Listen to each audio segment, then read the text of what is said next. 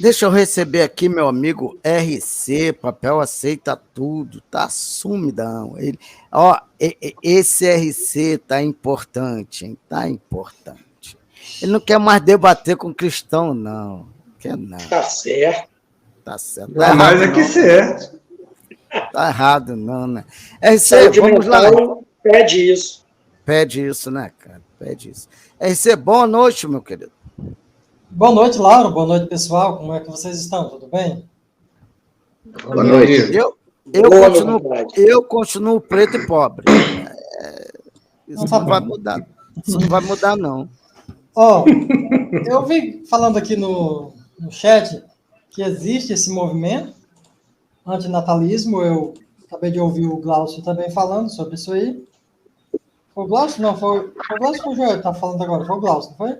Falando sobre O isso. Glaucio, Pronto, Joed também falou, Joedinho. pronto. Joed. Eu nem sabia que existia esse movimento organizado antinatalismo, mas eu me considero antinatalista, mas não que eu faça parte de um grupo ou que eu tenha seguido ideias de outras pessoas, até porque acabo de afirmar que não sabia que existia isso, mas eu me considero antinatalista por um entendimento filosófico meu, pessoal meu, entendeu? Observando a realidade, a vida não compensa. O motivo pelo qual a vida existe, o nascimento existe, o natalismo existe, é por ignorância, falta de conhecimento, falta de questionamento a respeito do assunto e questão de fé, de esperança, de fé pessoal. A questão da ignorância vai pela questão abrangente de todos os seres vivos, né, de todos os seres vivos. Pelo que se sabe, o único com a capacidade da razão é os seres humanos. E isso é algo bem parcial. O ser humano não é um completo racional. Dentro da espécie humana existem pessoas com uma cognição boa, outros médios e outros bem péssimos. Os animais, eles se reproduzem de forma praticamente descontrolada, porque eles não têm consciência disso, eles simplesmente se reproduzem.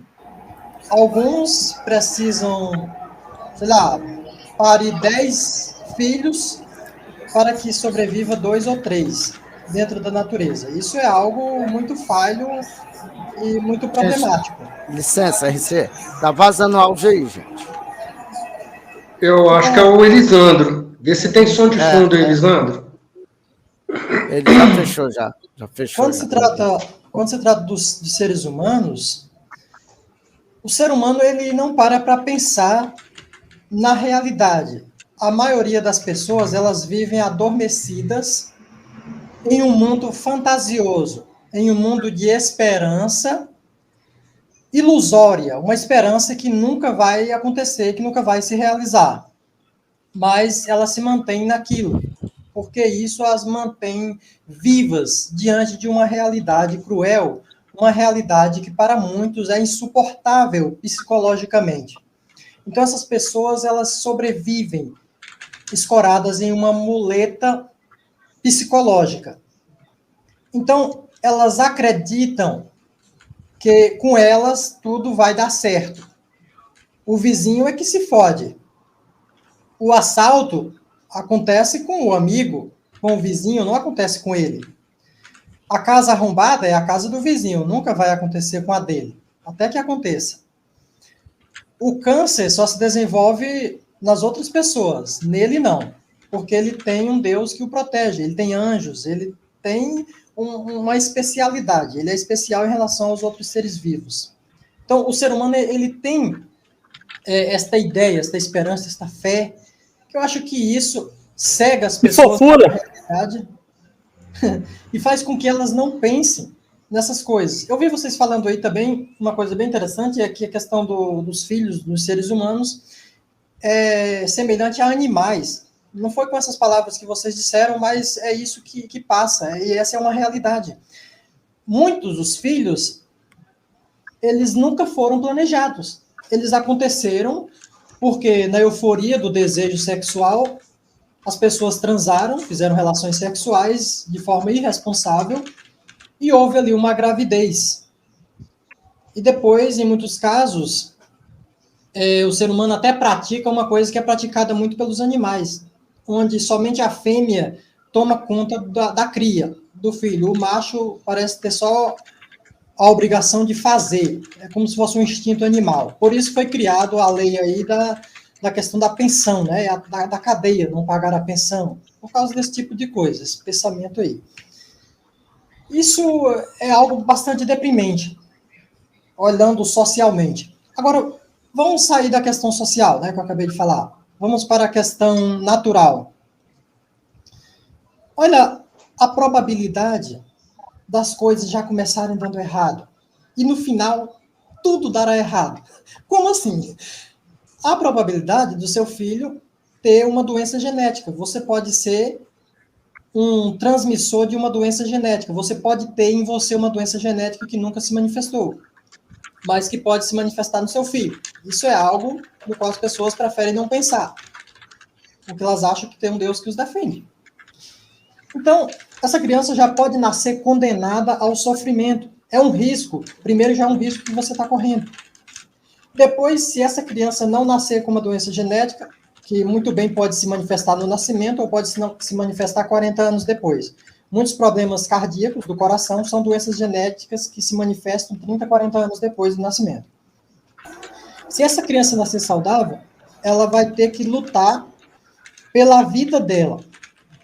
Você luta por ela até uma certa idade, a partir de uma certa idade, ela vai lutar pela vida dela. Ela tem que enfrentar uma sociedade que, em muitos casos, vai ser preconceituosa com ela vai ter uma dificuldade de arranjar um emprego, ela vai ter que lutar para conseguir uma vaga de emprego onde entre milhares de outras pessoas estão lutando por isso aí. Ela vai estar sujeita a vírus, a bactérias, ela vai estar sujeita a acidentes, ela vai estar sujeita a muitas coisas ruins, em contrapartida a pequenos prazeres da vida que ela pode ter no decorrer da sua existência. Em ORCI, o problema no final, Lisandro, e no final, ela simplesmente vai morrer. Então, isso, pensando em uma questão filosófica, uma questão real, observando toda a realidade, compensa existir? Compensa viver? Eu falo aqui o que a Daisy já falou aí no chat. Quem não nasce, não sofre. No mundo existem diversas pessoas, desde o nascimento, crianças, passando fome, sofrendo com doenças, e muitas dificuldades. Por exemplo, tem um canal aqui no YouTube, recomendo bastante, o canal do William Vieira, é um canal de informativo.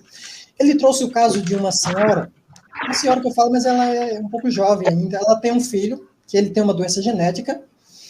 Esse menino, ele tem microcefalia, ele já tem 11 anos de idade, ele tem escoliose, uma escoliose de alto grau, ele vive em uma cadeira de roda, ele precisa fazer uma cirurgia para amenizar o sofrimento da escoliose, que custa R$200 mil. A mãe é pobre, ele não mostrou o pai, eu não sei se tem um pai, o pai não apareceu na reportagem, apenas a mãe, e essa criança de 11 anos de idade. Essa criança pediu para nascer? Não. Esta mãe pensou na possibilidade do filho nascer com esse problema? Não. Eu não sei se ela projetou um filho ou não, provavelmente não, mas nasceu a criança e está nesse estado. E isso é só um exemplo dentre milhões. A questão da fome. Um local mais que se falado é a parte do Sudão da África, onde há muita fome lá. Se aquelas crianças não tivessem nascido, não estavam passando fome. Se aquele meninozinho de 11 anos nunca tivesse nascido, ele não passava pelo sofrimento. É por isso que eu sou antinatalidade.